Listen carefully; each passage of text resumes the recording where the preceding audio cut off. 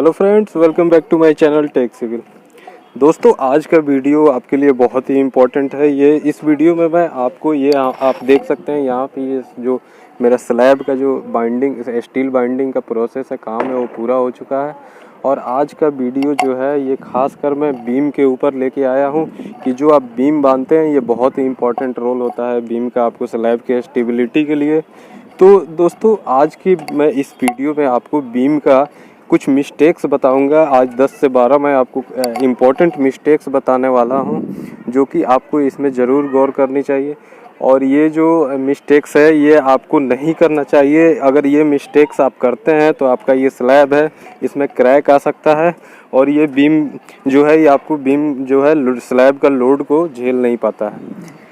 तो सबसे पहला जो मैं आपको यहाँ पे बताने वाला हूँ, जो हमारा बीम में जो मिस्टेक करते हैं ये लोग, जो हम देख नहीं पाते हैं सरियों के टाइम में, वो हमारा होता है डेवलपमेंट लेंथ का। डेवलपमेंट लेंथ आप जैसे अपने ड्राइंग में आप देखेंगे तो बहुत जगह ड्राइंग में मेंशन रहता है डेवलपमेंट लेंथ 50D और 40D के हिसाब से। तो हमारा 50D IS स्टैंडर्ड कोड कहता है कि 50D के हिसाब से हमें अपना LD यानी डेवलपमेंट लेंथ देनी चाहिए। अब ये डेवलपमेंट लेंथ होती क्या है, जैसे मैं आपको दिखा देता हूँ। आप यहाँ देख सकते हैं कि ये जो यहाँ एक बीम आ रहा है, आप ध्यान से देखेंगे ये एक बीम आ रहा है। ये बीम जहाँ पे ये एंड हो रहा है, ये हमारा ये सरिया 50D यानी आप देख सकते हैं नीचे की तरफ ये यहाँ पे सरिया मोड़ दिया गया है। तो ये टोटल एरिया यहाँ से बीम के ऊपर से और जितना भी ये बाइंड किया गया है आप नीचे देख सकते हैं, ये सारी ये डेवलपमेंट लेंथ होती है। आप एक यहाँ पे ये काम तो इन्होंने अच्छा किया, लेकिन आप ये देख सकते हैं ये बीच वाला जो सरिया है यहाँ पे इसको बहुत जगह होता क्या है कि ये हम लोग डेवलपमेंट लेंथ LD का ख्याल नहीं करते हैं, सरिया बाइंड नहीं करते हैं। नीचे और ऊपर वाला सरिया प्रॉपर बाइंड होना चाहिए और LD बना के L मोड़ के और तब इसे बाइंड करनी चाहिए। यहाँ आप देख सकते हैं ये यहीं से सरिया को काट दिया गया है। तो ऐसा बिल्कुल भी बीम में नहीं करना चाहिए। हमें डेवलपमेंट लेंथ का अपना ख्याल ज़रूर देना चाहिए। ये अगर आप सरिया यहाँ से अगर ये काट देते हैं बीम का, जितने भी एंड पे अगर ये आपके जो बीम में आते हैं स्टील, इसको ज़रूर LD डेवलपमेंट लेंथ बना के और उसको नीचे और बॉटम और टॉप के स्टील को मोड़ देना चाहिए।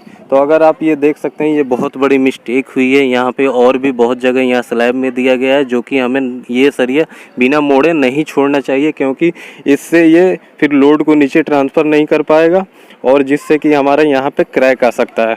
दोस्तों, LD जो डेवलपमेंट लेंथ होता है ये मैं IS स्टैंडर्ड के हिसाब से 50D बताया। 50D का मतलब ये होता है कि अगर मैं यहाँ पे 20 mm का सरिया यूज कर रहा हूँ तो आप 20 × 50 से करेंगे तो 1000 mm यानी कि 1 मीटर का पूरा आपका जो है ये डेवलपमेंट लेंथ बोलता है। तो हम ड्राइंग के हिसाब से कहीं 40D कहीं 50D देते हैं। अब वो 1 मीटर जो कहाँ से हम कैलकुलेट करते हैं, जो हमारे ये बीम का स्पेस है यहाँ से ये पूरा कैलकुलेट होगा, फिर ये जितना नीचे मुड़ेगा वो टोटल कैलकुलेट होगा। फ्रेंड्स, अगला जो हम बहुत बड़ा मिस्टेक अपने बीम में करते हैं, ये जो हम लैपिंग देते हैं, यानी ये टोटल जो हमारा बीम होता है, अगर इस बीच में कहीं सरिया ख़त्म हो जाता है तो फिर हमें वहाँ पे लैप देना होता है, दूसरा सरिया जोड़ना होता है। तो ये मिस्टेक ये होता है कि सीधा एक दूसरे के ऊपर सरिया चढ़ा के ये लोग बांध देते हैं। जो लैपिंग का प्रॉब्लम जो कि बहुत ही गलत है, वो नहीं करना चाहिए, उससे लोड एक्चुअल ट्रांसफ़र नहीं हो पाता है। तो वो हमें लैपिंग का ज़रूर ख्याल रखना चाहिए। और लैपिंग में आपको दिखा दूं कि आप यहाँ देख सकते हैं कि ये जैकल बना के, ये देख सकते हैं यहाँ से ये जैकल बना के तब ये लैपिंग चढ़ाया गया है, जो कि हमें ऐसा करना चाहिए। लैपिंग जो बहुत ही ज़रूरी है, आप यहाँ देख सकते हैं ये लैपिंग यहाँ पे दिया गया है। हमें सीधी सरिया कभी भी लैपिंग नहीं करनी चाहिए और ये जॉगल बना के ही यहाँ पे लैपिंग एक दूसरे के ऊपर चढ़ा के करनी चाहिए, ताकि लोड को ये ट्रांसफ़र कर दे।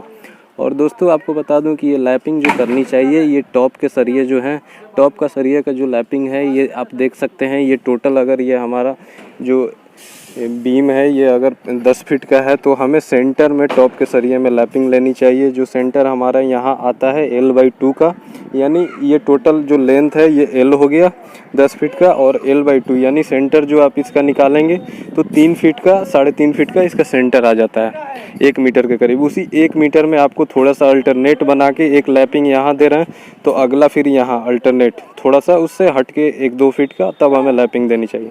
वहीं बॉटम का जो स्टील होता है, बॉटम के स्टील में हमें लैपिंग एक कॉलम के जंक्शन पे अगर 2 सरिये हैं तो आप कोशिश करें कि एक का लैपिंग यहाँ आ जाए तो दूसरे का इस साइड चला जाए। अगर इस कॉलम के जंक्शन में अगर पॉसिबल नहीं हो तो अगर दोनों सरिया यहीं आके ख़त्म हो रहा है तो आप एक का अगर यहाँ पे लैपिंग देते हैं तो दूसरे कोशिश करें थोड़ा सा 1 या 2 फीट पीछे करके लैपिंग देना चाहिए।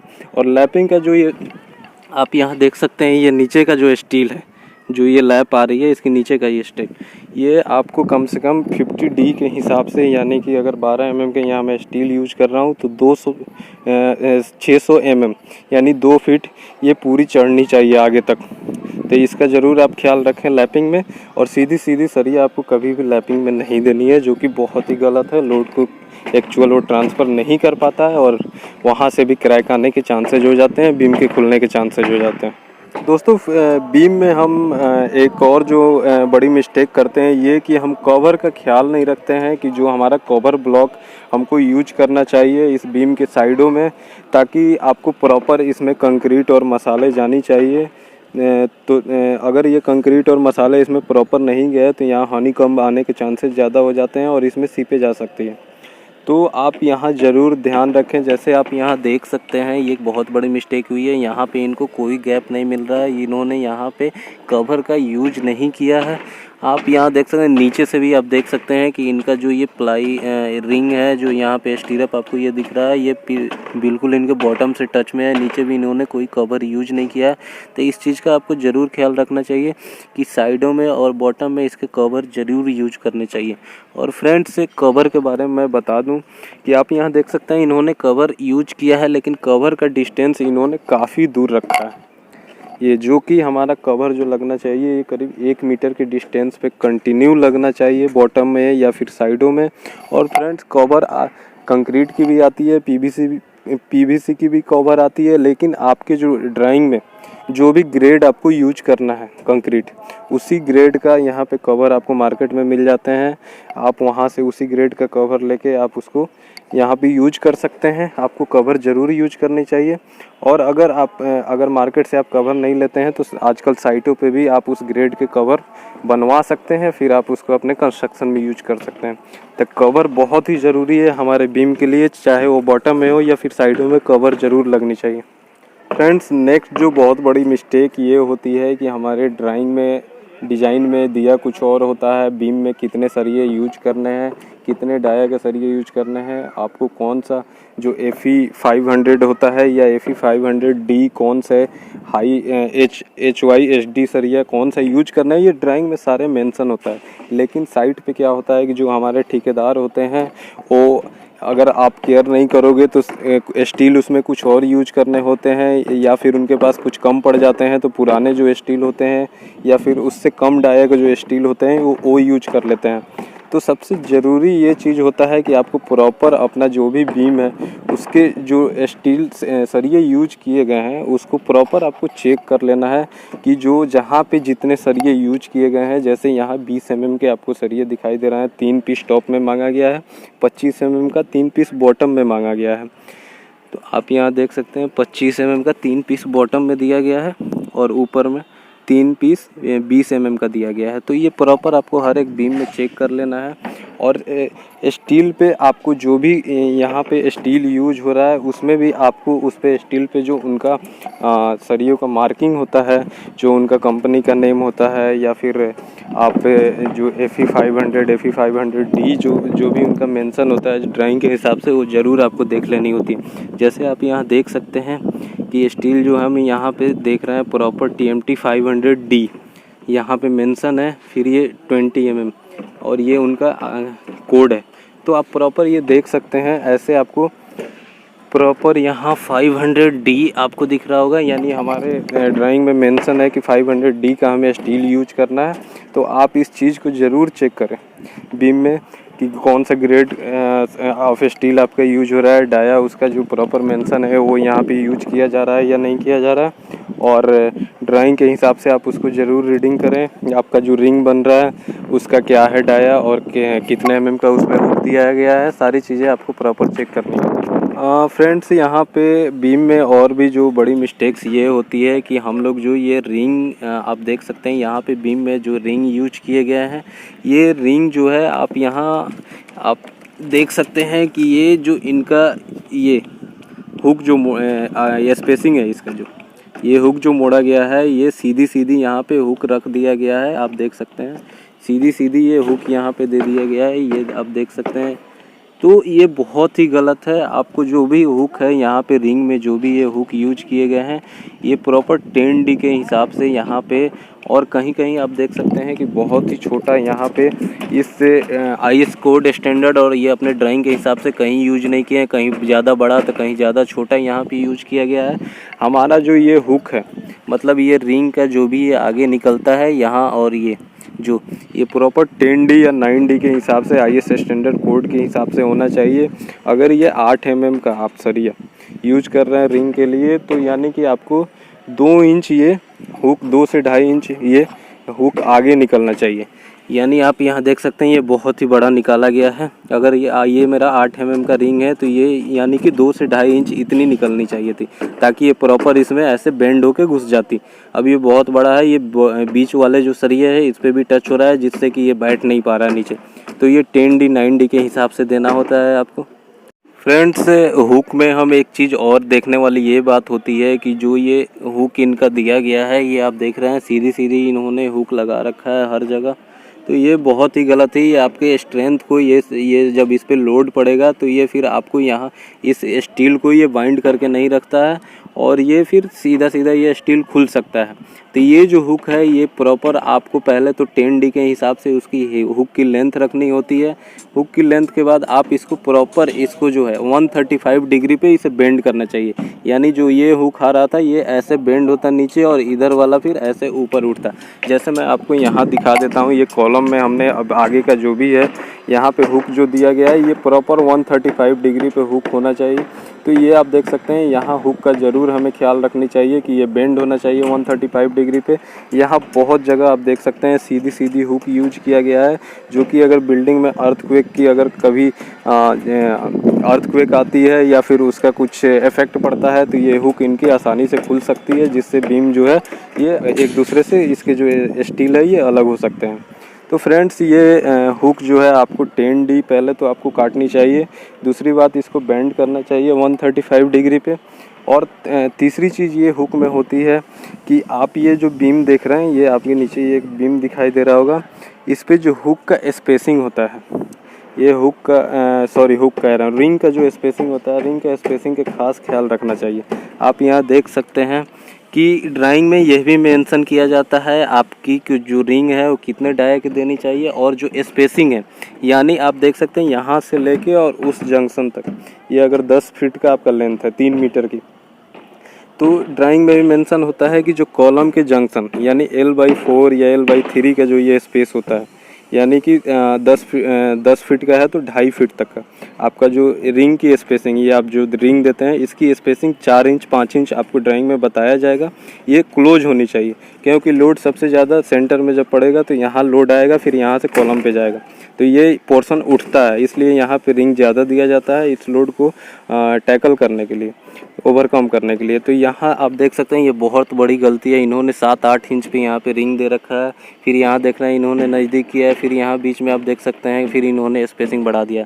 तो ये 2 से 2.5 फीट का जो स्पैन है, इसमें 4 इंच 5 इंच का जो भी आपके ड्राइंग में मेंशन रहेगा वो देना होता है।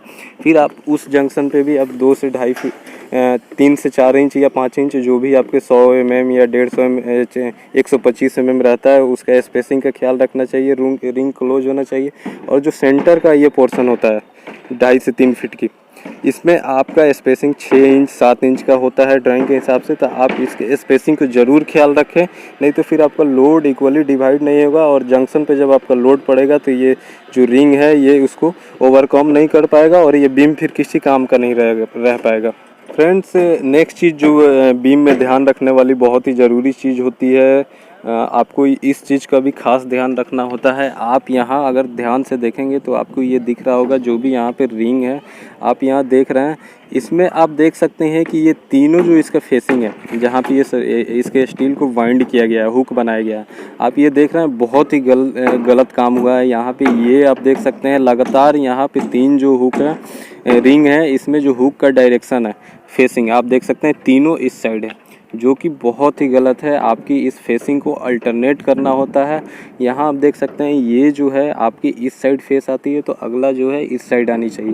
तो इन्होंने कहीं कहीं पे बहुत बड़ी गलती मिस्टेक कर दी है, इन्होंने अल्टरनेट यहाँ पे नहीं किया है, आप देख सकते हैं, जो कि बहुत बड़ी गलती है। इससे क्या होता है, जब आपके बिल्डिंग पे जर्क पड़ता है या लोड पड़ेगा इस पे, साइड की ये बीम है, मेन बीम है, तो ये यहाँ से जब ये रिंग खुलेगा तो ये इधर अगर फेसिंग एक साथ रहेगी तो ये बहुत ही आसानी से खुल सकता है, और ये जो स्टील है जो बाइंड कर रहा है ये फिर दोनों अलग अलग हो जाएंगे और ये लोड को झेल नहीं पाएगा। तो इस चीज़ को खास ध्यान रखना होता है कि जो इसका रिंग है इसको अल्टरनेट फेसिंग रखनी चाहिए। फ्रेंड्स, इसमें एक चीज़ और जो ध्यान रखने वाली चीज़ ये होती है कि जो आप ये बाइंड करते हैं स्टील, आप ये देख रहे हैं ये जो बाइंड कर रहे हैं ये हमारा जो ये स्टील है बीम की और फिर ये रिंग की, तो ये प्रॉपर एक दूसरे से टच होना चाहिए। यहाँ पे इसके बीच में गैप नहीं होना चाहिए। इसके बीच में गैप अगर हो गया तो फिर ये अगर गैप यहाँ पे रह गया तो ये जो रिंग है ये फिर लोड को ट्रांसफ़र नहीं कर पाएगा और ये आउटर ही इसके लोड को ये झेल नहीं पाएगा और ये फिर खुल सकता है। तो इस बीच इसको ज़रूर ध्यान रखना चाहिए कि डबल वायर से हमें ये प्रॉपर बाइंड करनी चाहिए, और डबल वायर से बाइंड करने के बाद आपका ये जो है ये एक दूसरे से टच में रहेगा और ये स्टील्ड यानी मजबूती से इसको पकड़ के रखेगा। तो फ्रेंड्स, ये तो हमारा आप देख लिए कि जो भी हमारी गलती यहाँ पे होती है उसको ज़रूर हमें ध्यान रखना चाहिए। इसमें एक चीज़ और मैं आपको ख़ास चीज़ वो बता दूँ तो हमें एक चीज़ ध्यान रखने वाली जो सबसे बड़ी चीज़ होती है यहाँ बीम में स्लैब के, तो ये होती है कि प्राइमरी हमारा जो बीम होता है, जैसे आप देख रहे हैं ये हमारा साइड का जितने भी ये बीम चल के आ रहा है, ठीक है, ये हमारे प्राइमरी बीम होते हैं। प्राइमरी बीम साइड के हो गए या फिर मेन जो बड़े बीम होते हैं उसको प्राइमरी बीम कहते हैं। वहीं ये सेकेंडरी बीम आप देख सकते हैं, ये जो बीच के छोटे छोटे सेक्शन होते हैं ये सेकेंडरी बीम इसे बनाया जाता है। तो कभी भी हमें ध्यान रखना होता है कि ये जो छोटे सेक्शन होते हैं सेकेंडरी बीम, ये प्राइमरी बीम के ऊपर चढ़े होने चाहिए। आप उस चीज़ को ज़रूर चेक करें। बहुत जगह ये लोग गलती क्या करते हैं कि ये छोटे सेक्शन के ऊपर प्राइमरी बीम उसको चढ़ा देते हैं, तो उससे क्या होगा कि ये सेक्शन एक तो छोटा है, ये खुद नीचे जब जाएगा और ये पूरा बड़ा जो प्राइमरी बीम आ रहा है लंबा, जिसका मेन काम है, जिसको नीचे से भी सपोर्ट मिल रहा है, वो फिर इसके ऊपर और लोड डाल देगा और ये फिर बैठने का इसको चांसेस ज़्यादा रहते हैं। इसलिए सेकेंडरी बीम को हमको प्राइमरी बीम के ऊपर चढ़ाना होता है ताकि सारा लोड प्राइमरी बीम पे जाए और प्राइमरी बीम से कॉलम पे चला जाए। फ्रेंड्स, बीम में एक चीज़ और आपको बहुत ही ख्याल करने वाली चीज़ होती है, ध्यान देनी चाहिए। हमारा बीम कास्टिंग होने से पहले ये चीज़ ज़रूर ध्यान देनी चाहिए कि जो भी आप इसमें बाइंडिंग वायर यूज कर रहे हैं रिंग को बांधने के लिए, फ्रेंड्स आप जानते हैं कि सबसे पहले जो ये बीम बांधते हैं ये टॉप में हैंग करते हैं, मतलब ऊपर ही बीम को सारे बांध लेते हैं, उसके बाद इसको डाउन किया जाता है। तो जब ये बीम बांधते हैं तो यहाँ पे सिंगल बाइंड वायर का यूज करते हैं, मतलब एक एक तार से ये रिंग को बांधते हैं।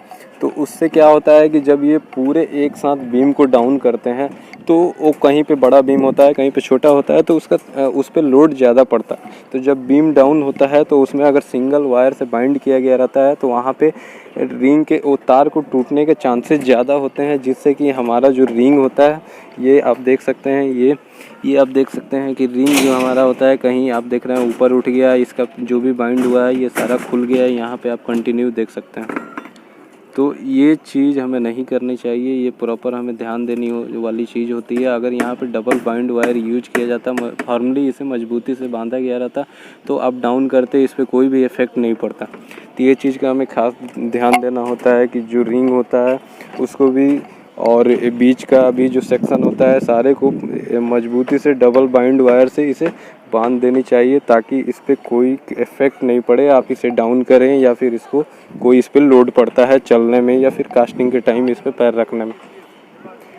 तो फ्रेंड्स, आज के मैं वीडियो में मैं आपको कुछ ये बीम का टॉप मिस्टेक्स बताया जो कि आपको ख़ास ध्यान रखनी होती है, जिससे अगर आप इस चीज़ को इग्नोर करेंगे तो ये आपको बहुत ही इफ़ेक्ट पड़ेगा बिल्डिंग पे और आपके बिल्डिंग में बहुत तरह की चांसेस बन सकती है। तो अगर फ्रेंड्स मेरा ये वीडियो आपको अच्छा लगा, समझ में आया होगा तो इसको लाइक ज़रूर करें। अगर आपको कोई डाउट है, कुछ पूछना चाहते हैं तो ज़रूर कमेंट करें, मैं आपके हर एक प्रॉब्लम का सलूशन ज़रूर बताऊंगा। और दोस्तों साथ ही मेरे चैनल को सब्सक्राइब कर ले ताकि ऐसे ही मैं आपको और भी आगे वीडियो डालता रहूँगा और आप उसको देख के इससे आपका जो नॉलेज है वो भी गेन होगी और साथ में जो भी हमारे फ्रेशर हैं या नए इंजीनियर हैं उनको यहाँ पे प्रैक्टिकल नॉलेज भी मिलती रहेगी। थैंक्स।